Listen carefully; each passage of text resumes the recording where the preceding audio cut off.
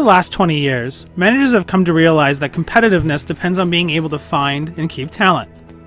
They've started to realize that whatever role a person has, their most valuable assets lie in between their ears, their talent. So how does a manager attract and retain talent? According to Marcus Buckingham and Curt Coffman, they must first break all the rules.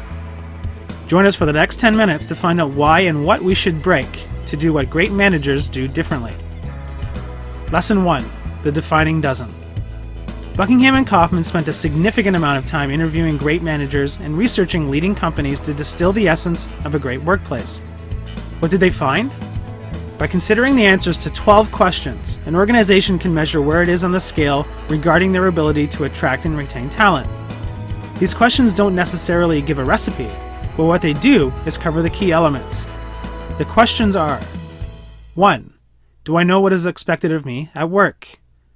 2. Do I have the right materials and equipment I need to do my work properly?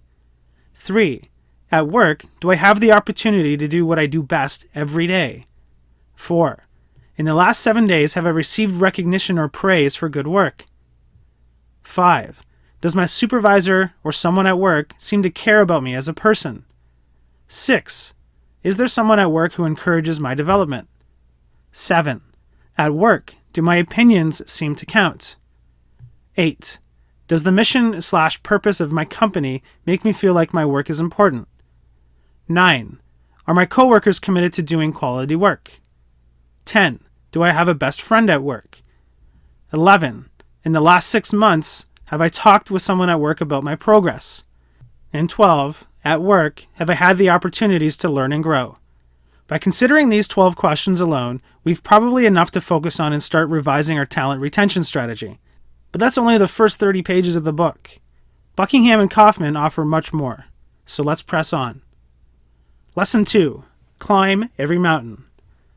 Buckingham and Coffman don't suggest that we're going to be in a position to address all 12 challenges in one go.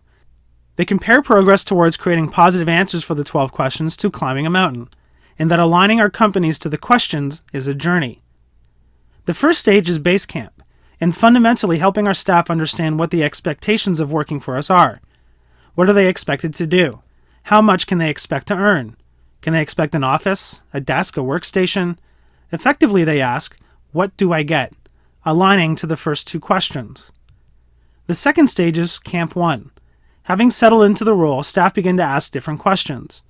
Are they doing good work? Are they in a job where they can excel? Do others recognize this? Will others help them get better? They focus on their individual contribution. This aligns to questions 3, 4, 5, and 6. Next, it's Camp 2. It's all about belonging. They are comfortable with their contribution, but does it really align to the company? Are coworkers similarly committed? Can the company offer support for the long game, or do they need to move on?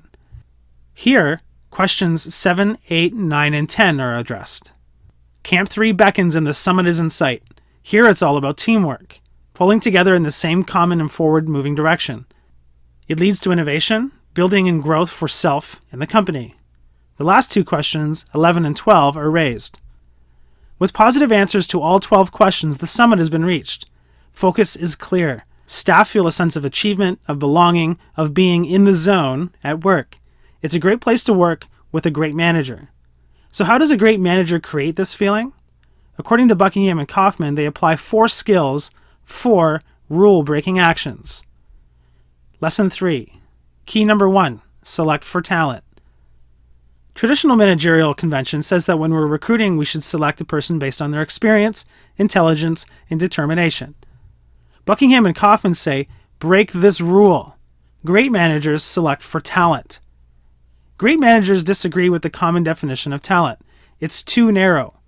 In their mind, talent is a recurring pattern of thought, feeling, or behavior that can be productively applied.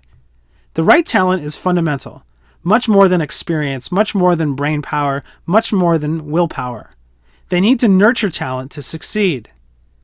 Skills and knowledge can easily be taught. Talent cannot.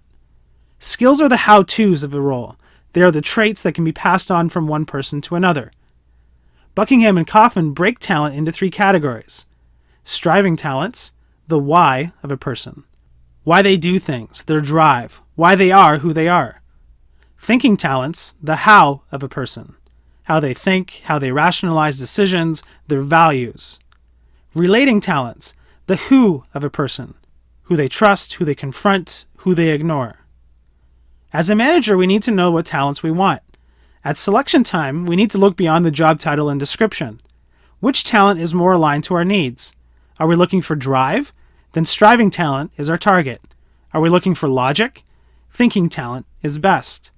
Are we looking for communication? Choose someone with relating talent. We need to think about how the person will fit into our organizational culture. Different companies require different talent types. We need to think of our team. Where is their talent alignment? Where is the talent gap? It's not easy. Talent spotting is a talent itself. To help, Buckingham and Coffman suggest we identify one critical factor to each of the 3 talent categories and focus on them during selection. We should structure our interview technique around seeking out those who hold the right blend.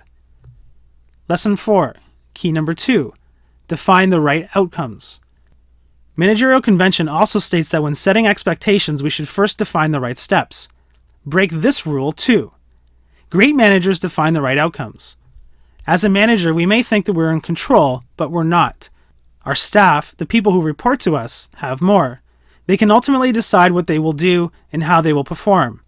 So how can we maintain direction and performance? Buckingham and Coffman tell us that great managers define the outcomes, what they want to happen, then let their staff decide how to get there. A side benefit of this approach is that staff take on responsibility. By making the choice of how things will be done, they are accountable for the outcomes. Letting staff take on responsibility does not mean we have to relinquish everything. Buckingham and Coffman give us rules of thumb to follow. Rule of thumb number 1, don't risk it. Employees must follow certain required steps for all aspects of their role that involve accuracy or safety. Rule of thumb number 2, standards rule. Employee must follow required steps when those steps are a part of the company or industry standard.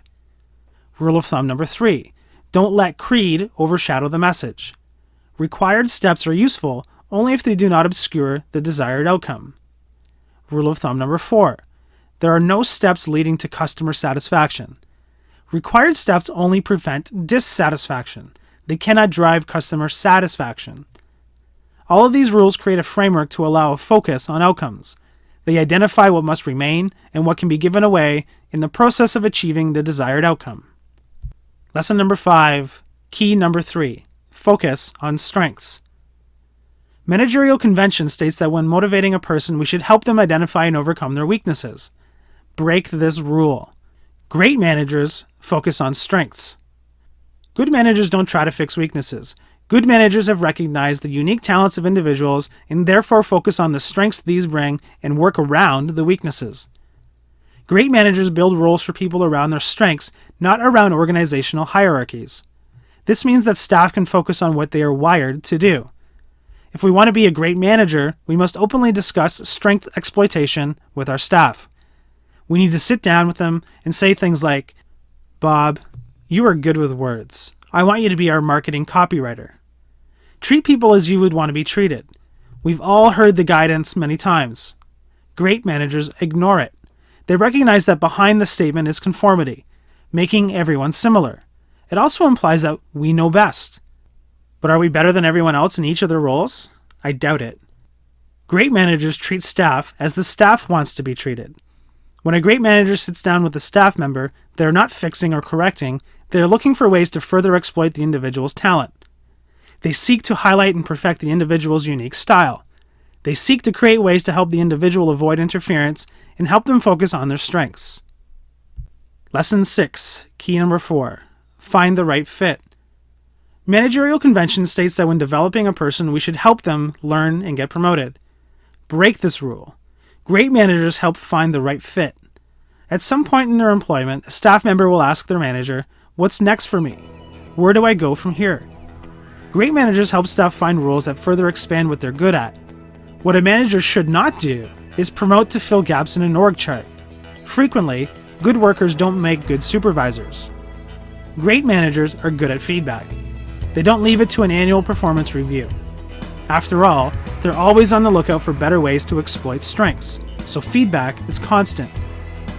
As a result, great managers are always aware when the next opportunity will come. Their role is not to protect the organization by pigeonholing staff. What they strive to do is better the best. A great manager puts their staff on the right path and simply gets out of their way. So there you have it. 12 questions, 5 levels, and 4 keys to breaking lots of rules and building better teams.